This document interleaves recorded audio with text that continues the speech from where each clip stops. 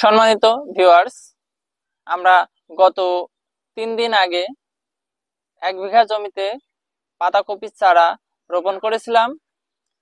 সেই জমিতে সকালবেলা চারা রোপণ করার পরপরই দুপুরবেলা বৃষ্টি শুরু হয় এবং রাত্রেও বৃষ্টি হয়েছিল, এবং প্রতিদিন দুপুরের পর বিকালবেলা থেকে রাত 9টার ভিতরে প্রতিদিন একবার করে অনেক জোরে বৃষ্টি হচ্ছে এবং বাতাস হচ্ছে।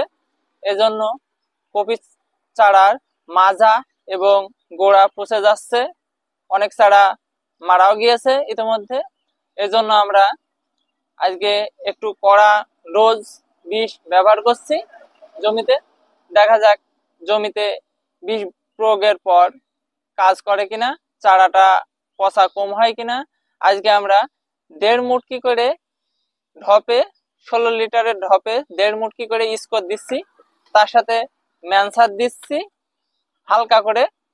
এখানে চন্দ্রা দিচ্ছি উড়ন্ত জাপ পোকার জন্য, আর এখানে চম্বুক, এটা একটু গন্ধ বিষ, চম্বুক বিষ, এটা গন্ধ জাতীয় একটা বিষ ব্যবহার করছি। এখানে এই জমিটা 3 দিন আগে সকালে পাতাকপির চারা রোপণ করেছিলাম।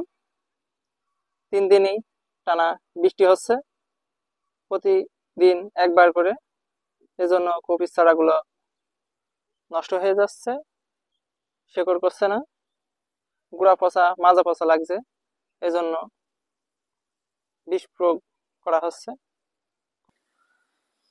এই পর্যায়ে যেহেতু আমরা একটু কড়া বিষ ব্যবহার করছি, এর পরবর্তী যখন আমরা 4-5 দিন পরে বীজ দেব, তখন আমরা ইন্ডোভিল কোম্পানির ক্রাশ বীজটা ব্যবহার করব এবং নরমাল একটু বীজ ব্যবহার করব, যেন গাছটা বেশি বসে না যায়।